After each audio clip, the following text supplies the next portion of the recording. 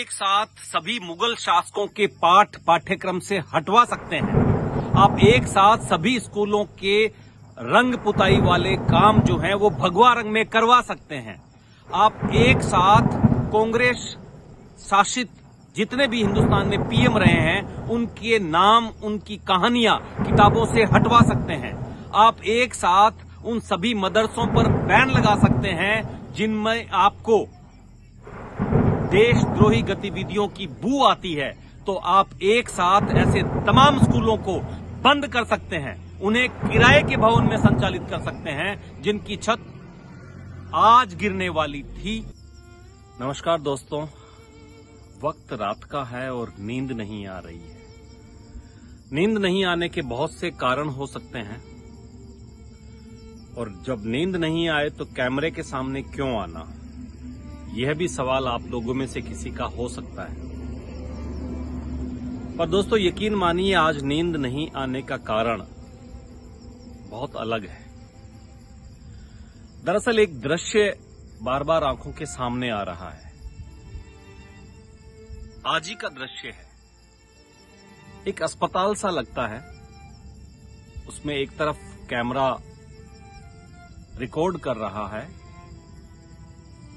एक व्यक्ति आता है लगभग 40-45 साल का, उसकी गोद में एक बच्चा होता है। वो बदहवास स्थिति में भागता हुआ एक रास्ते से दूसरे रास्ते के भीतर घुसने का प्रयास करता है। एक झलक वो कैमरे की तरफ देखता है। उसके पीछे एक व्यक्ति और आता है जिसकी गोद में भी बच्चा है और उस बच्चे की गर्दन लटकी हुई है। वो कैमरे की तरफ नहीं देखता और वो तुरंत किसी को ढूंढता हुआ सा उस कमरे के भीतर प्रवेश कर जाता है। उसके पीछे एक महिला होती है, उसकी भी गोद में एक बच्चा है। उस बच्चे की गर्दन के साथ साथ उसके हाथ भी लटके हुए हैं। वो भी तुरंत उस कमरे की तरफ भाग रही होती है। पीछे पीछे फिर एक आदमी नजर आता है, उसकी गोद में भी बच्चा है। उसके हाथ लटके हुए हैं, पैर शिथिल पड़े हुए हैं, गर्दन पीछे की तरफ लटकी हुई है और आंखें खुली हुई है परंतु झपक नहीं रही। उसके पीछे 3-4 महिलाएं हो, एक के बाल खुले हैं, एक की उम्र ज्यादा है, वो बिलख रही है, तड़फ रही है और वो भी बहुत तेजी से जिस गैलरी से आ रही है उससे अचानक दूसरे कमरे में प्रवेश करती हुई नजर आती है। माजरा समझना बहुत मुश्किल है, फिर भी आपने इस विजुअल्स को, इस दृश्य को निश्चित रूप से आज दिन में कहीं न कहीं तो जरूर देखा होगा। जी हां, ये विजुअल्स झालावाड़ जिले के मनोर थाना इलाके के पिपरोदा गांव के हैं और ये तमाम जो लोग भागकर जिनकी गोद में बच्चे थे, किसी का गर्दन लटक रहा है, किसी का हाथ पांव लटक रहा है, किसी की आंखें खुली है, किसी के सर में से खून बह रहा है, ये वही उसी गांव के लोगों के बच्चे हैं, उनके खुद के बच्चे हैं, जिन्हें आज सुबह उनकी मांओं ने लगभग 6-6:30 बजे जगाया होगा, उनको कलेवा कराया होगा, उनका स्कूल बैग वो उन्हें दिया होगा और स्कूल की तरफ भेजा होगा। 7:15 के आसपास ये बच्चे स्कूल पहुंचे होंगे। 7:30 के आसपास ये बच्चे एक उस कमरे में थे जिसमें से कंकर, सीमेंट गिरने की शिकायतें आ रही थी। इनमें से 1-2 जागरूक बच्चों ने पास ही के कमरे में बैठे टीचर को जाके कहा कि गुरुजी,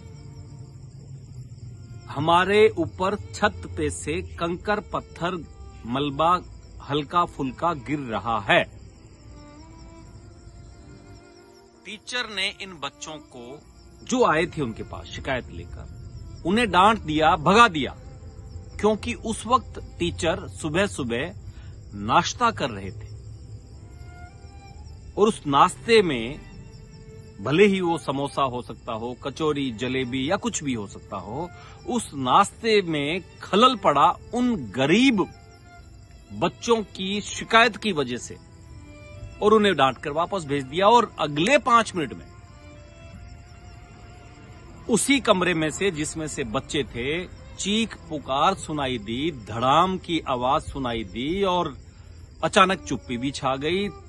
जो टीचर थे वो उस कमरे की तरफ भागे, मंजर देखा और फिर स्कूल से ही भागे। आसपास जो बने घर थे वहां से लोग स्कूल की तरफ भागे, मलबे में से अपने अपने बच्चों को खोजने लगे या जिस किसी का भी बच्चा सामने आ रहा था उसे बाहर निकालने लगे, अस्पताल की तरफ लेकर भागे।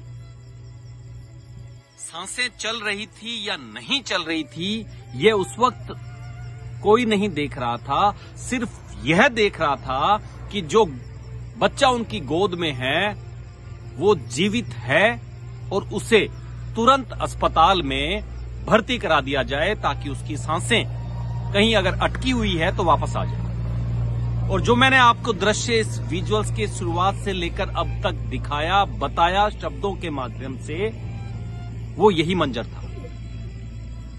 ये तमाम अभिभावक, तमाम माता पिता अपने मृत बच्चों के शरीर लेकर अस्पताल में पहुंच रहे थे इस आस में कि वो जीवित हो जाए। 7 बच्चों की मौत हो गई, लगभग 20 बच्चे घायल हो गए। थोड़ी देर बाद मुख्यमंत्री भजनलाल शर्मा का ट्वीट आ गया। प्रधानमंत्री नरेंद्र मोदी के ऑफिस से भी ट्वीट आ गया। राष्ट्रपति द्रौपदी मुर्मू ने भी ट्वीट कर दिया। शिक्षा मंत्री मदन दिलावर, जिन्होंने आज सुबह ही एक स्कूल के कार्यक्रम में लोकार्पण या कुछ कार्यक्रम की झलकियां जो ट्वीट की थी वो डिलीट कर दी। और देखते ही देखते तमाम पुलिस प्रशासन के अधिकारी उस घटनास्थल की तरफ दौड़ पड़े। कांग्रेस, भाजपा, निर्दलीय तमाम नेता भी वहां पर दौड़ पड़े और शाम होते होते वहां पर उपद्रव जैसी स्थिति भी हो गई। परंतु जरा सोचिए, 7 बच्चों के माता पिता का इस वक्त क्या हाल होगा जब उन बच्चों के शव उन्हें झालावाड़ के अस्पताल में नहीं सौंपकर उन्हें ये कहा गया कि उन बच्चों की डेड बॉडी गांव की तरफ रवाना कर दी गई है, आप वहां पहुंचिए। ये घटना तमाचा है डबल इंजन की सरकार पर। स्कूल 30 साल पहले बना, 2 साल से सरकार वो सरकार है जो डबल इंजन की सरकार है, जिस काम में 5 साल लगते हो उस काम की 2 साल में होने की उम्मीदें, वादे इन्हीं लोगों ने किए थे।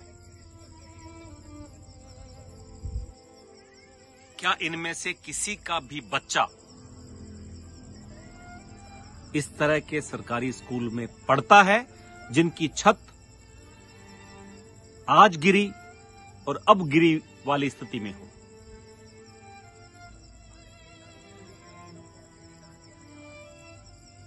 याद रखिएगा, हम बहुत जल्दी भूल जाते हैं। हम हिंदुस्तानी हैं। कुछ दिनों पहले ही गुजरात में 250 से ज्यादा लोग एक ऐसे विमान हादसे का शिकार हो गए जो न जाने कितने लोगों को बहुत से ख्वाब दिखाकर उड़ान भर रहा था। और आज ये 7 बच्चे, ये तमाम उन लोगों के मुंह पर तमाचा है जिन लोगों को जरा भी भनक थी कि इस स्कूल की दीवारें, छत कभी भी गिर सकते हैं। मुझे नींद नहीं आएगी, हो सकता है कल आ जाए, पर जिम्मेवारों को नहीं सोना चाहिए। अभी अभी बयान सुना, शिक्षा मंत्री मदन दिलावर कह रहे हैं कि एक साथ सभी जर्जर स्कूलों की मरम्मत कराना संभव नहीं है। आप एक साथ सभी मुगल शासकों के पाठ्यक्रम से हटवा सकते हैं। आप एक साथ सभी स्कूलों के रंग पुताई वाले काम जो हैं वो भगवा रंग में करवा सकते हैं। आप एक साथ कांग्रेस शासित जितने भी हिंदुस्तान में पीएम रहे हैं उनके नाम, उनकी कहानियां किताबों से हटवा सकते हैं। आप एक साथ उन सभी मदरसों पर बैन लगा सकते हैं जिनमें आपको देशद्रोही गतिविधियों की बू आती है। तो आप एक साथ ऐसे तमाम स्कूलों को बंद कर सकते हैं, उन्हें किराए के भवन में संचालित कर सकते हैं जिनकी छत आज गिरने वाली थी, जो अब भी गिर सकती है। मेरे इन दुस्साहसी शब्दों पर भले ही मुझ पर किसी तरह की कोई भी उंगली उठा ली जाए, किसी तरह की कोई कार्रवाई कर ली जाए, परंतु मेरे दिल के उद्गार जो थे वो आज यही है कि डबल इंजन की सरकार से अब तक डबल धोखा ही मिला है। शुक्रिया।